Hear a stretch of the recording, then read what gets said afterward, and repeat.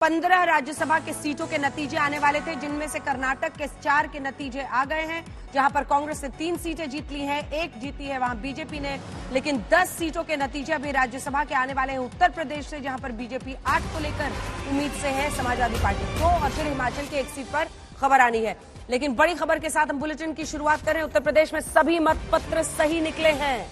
मतपत्रों की गड्डियां बनाई जा रही है। अब से कुछ ही देर में नतीजे सामने आने शुरू हो जाएंगे। आपको बता दें, यहां पर राज्यसभा चुनाव में सभी मतपत्र सही निकले हैं, यह खबर आ रही है। कुल 10 राज्यसभा सांसद यहां पर चुने जाने हैं। बीजेपी के पास 7 उम्मीदवार को जिताने के नंबर्स थे। यहां पर 37 विधायक 1 राज्यसभा सांसद जिताने के लिए चाहिए। बीजेपी के पास 7 जिताने के लिए नंबर्स थे, उसने 8 उतारे। समाजवादी पार्टी के पास 2 जिताने के लिए नंबर्स थे, उन्होंने 3 उतारे। तो 3 अगर आप देखें तो कुल मिलाकर 3 अगर समाजवादी पार्टी ने उतारे हैं, तो कहा यह जा रहा है कि चूंकि क्रॉस वोटिंग वहां पर हुई है, 7 विधायकों ने समाजवादी पार्टी के वोट कर दिया है बीजेपी के पक्ष में। इस वजह से बीजेपी, और उन्हें 7-8 ही चाहिए थे, जिससे उनका 8वां वहां पर जो सांसद है वो जीत जाता। तमाम खास मेहमान हमारे साथ बने हुए। सुप्रिया जी, आपकी बात बीच में रह गई थी, इसीलिए अपनी बात को पूरी कीजिए जल्दी से। सवाल यह है कि यही की सिर्फ चर्चा नहीं है, वहां पर तो अब एनडीए की सरकार चल रही है बिहार में, वहां पर भी आज आपके 2 विधायक छोड़कर चले गए हैं एनडीए में, आरजेडी के भी 1 विधायक चले गए हैं। बीजेपी कहती है प्रधानमंत्री में लोगों का विश्वास है, राम मंदिर से अन्य पार्टियों ने जाने से प्राण प्रतिष्ठा में रोका, इसकी वजह से सब विधायक बीजेपी की तरफ जा रहे हैं। एक आगरा के तरुण हैं, नौकरी चली गई थी, आर्थिक तंगी से बदहाल होकर अपनी बीवी और लड़के के साथ फांसी लगा दी।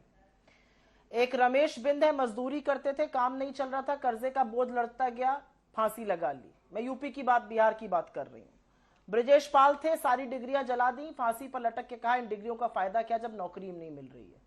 यह अविश्वास है नरेंद्र मोदी जी और उनकी सरकार के खिलाफ, और यह अविश्वास आपको यूपी और बिहार की सड़कों पर भी दिख रहा है, जब पुलिस लोगों को, युवाओं को जो नौकरी की मांग जायज तरीके से कर रहे हैं, री एग्जामिनेशन की, आरओ की मांग कर रहे हैं, उनको दौड़ा दौड़ा कर पीटा जा रहा है, उनके फोन छीने जा रहे हैं, उनको प्रताड़ित किया जा रहा है। यह विश्वास है।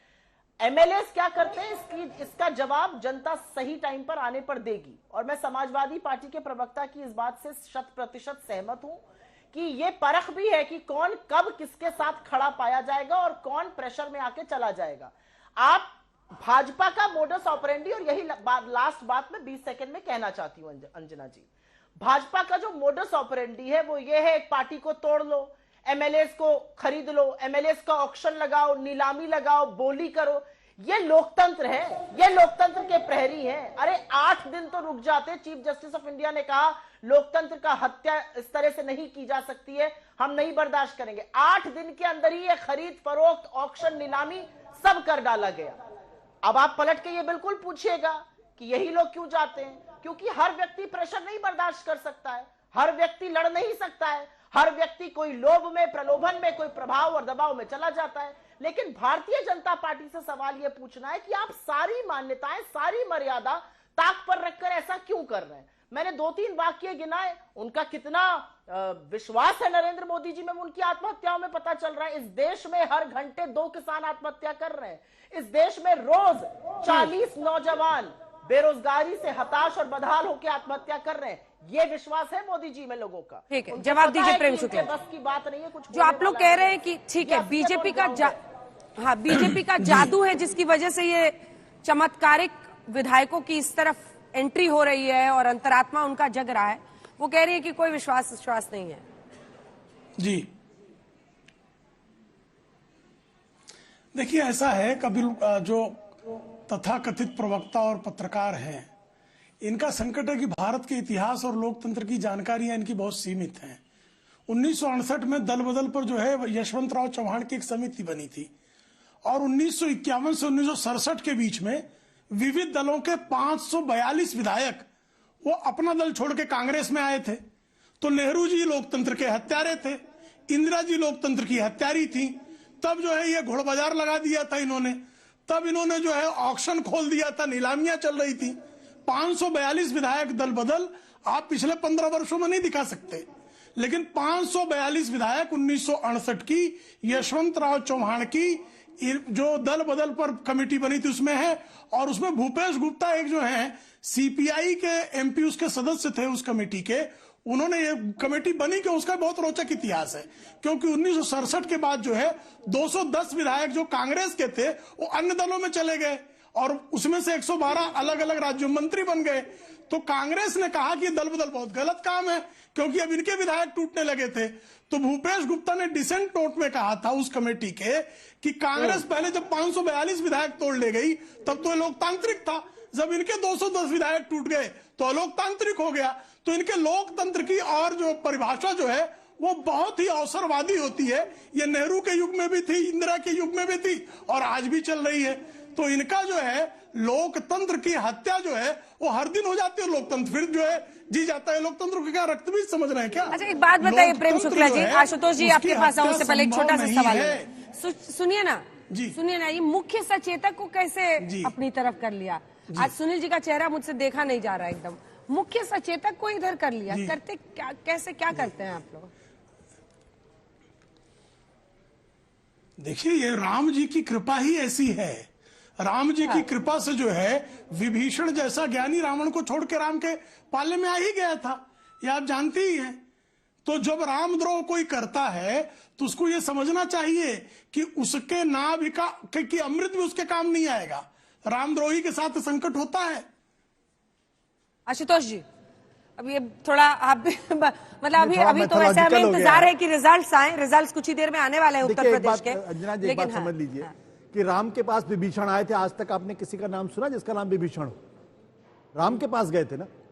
तो अब ये आप मैथोलॉजी में जाएंगे तो फिर बहुत कुछ आपको समझ में आएगा, और धर्म में जाएंगे तो बहुत कुछ समझ में आएगा। महत्वपूर्ण बात क्या है? महत्वपूर्ण बात यह है कि आज की तारीख में हिमाचल प्रदेश की सरकार संकट में है। क्या महाराष्ट्र और मध्य प्रदेश के बाद एक और सरकार गिरने वाली है? मुझे तो पूरी आशंका साफ दिखाई पड़ रही है कि अगर 6 विधायक जो हैं, ये 5 विधायक अगर और कुछ निर्दलीय के साथ अगर उनको पंचकुला ले जाया गया है सीआरपीएफ या हरियाणा पुलिस की निगरानी में, तो उसका मतलब ये स्पष्ट है कि अब ये योजना पूरी बन चुकी है कि किस तरीके से हिमाचल की सरकार जाएगी या गिराई जाएगी या गिरेगी। तीनों चीजें इसमें संभव है। पर यहाँ तो सत्ताधारी पार्टी ही कांग्रेस है। यहाँ पर मतलब अगर वीरभद्र सिंह के बेटे का खेमा अलग सुर नापता है तो उसकी वजह है या बीजेपी ने यहाँ पर किया है? क्या है? देखिए, ये दोनों चीजें किसकी गर्दन पकड़ी? बिल्कुल दोनों चीजें हैं। अशोक गहलोत के अंदर क्षमता थी, उन्होंने अपनी सरकार नहीं गिरने दी, लेकिन कमलनाथ अपनी सरकार को गिरने से नहीं रोक पाए, या उद्धव ठाकरे अपनी सरकार को गिरने से नहीं रोक पाए। तो दोनों चीजें हैं और भारतीय जनता पार्टी इसमें माहिर, इसमें कोई दो राय नहीं है। मैं बार बार कहता हूं, ये वो भारतीय जनता पार्टी नहीं है जिसके नेता अटल बिहारी वाजपेयी थे, जो कहते थे हम चिमटे से भी नहीं छुएंगे, और जिनकी क्षमता इतनी थी कि 1998 में एक सांसद की वजह से उनकी सरकार चली गई थी।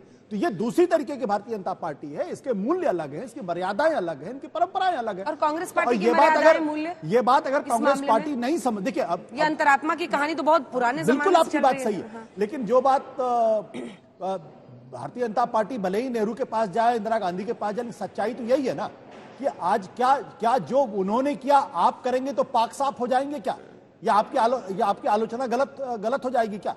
सच्चाई तो यही है ना कि अगर इंदिरा गांधी की वजह से या इतनी सरकारें नहीं गिरी होती तो आज कांग्रेस पार्टी की स्थिति नहीं होती। आप अगर उस स्थिति में जाना चाहते हो तो जाइए, आज नहीं 5 साल के बाद 10 साल के बाद तो स्थिति तो आएगी ना। लोग ये सवाल पूछेंगे और लोगों को सवाल पूछना चाहिए कि भाई क्या कारण है कि अगर आप 400 सीट लेने की बात करते हैं, 370 सीट लेने की बात करते हैं, आप हर चुनाव में कुछ विधायकों खरीद फरोख्त होती है, हर चुनाव में जो भी सरकार विपक्ष को गिराने की कोशिश होती है, क्यों होती है? शुक्ला जी जवाब दीजिए, कहाँ विधायक लेके चल दिए हैं? वो आरोप लगा रहे हैं आपके नेता खरीद फरोख्त जो है ये काल्पनिक, खरीद फरोख्त जो है ये काल्पनिक आरोप है। और आशुतोष जी जैसे समझदार व्यक्ति को बिना प्रमाण के किसी भी व्यक्ति के बारे में बिक गया कहना बहुत ही मुझे लगता है सस्ता आरोप है। खरीद फरोख्त, भाई कोई किसी के विचार को नहीं स्वीकारता। सिर्फ एक व्यक्ति दूसरे दल में जाता है तो सिर्फ वो घोड़ा ये बिकेगा ही हो। गजब है भाई, गजब की सोच है। आप ये क्यों नहीं सोचते कि भाई जब आदरणीय नरेंद्र मोदी जी के समर्थन में जबरदस्त लहर है तो मनोज पांडे अगर ये जानते हैं कि रायबरेली में जो है वो भारतीय जनता पार्टी का ही सांसद चुनकर आएगा तो ऊंचा हार का विधायक आना चाह रहा है।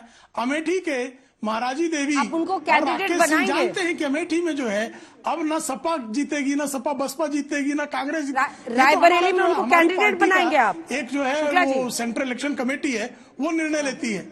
देखिए, सेंट्रल इलेक्शन कमेटी हमारी पार्टी में, हम बहुत लोकतांत्रिक पार्टी हैं जी।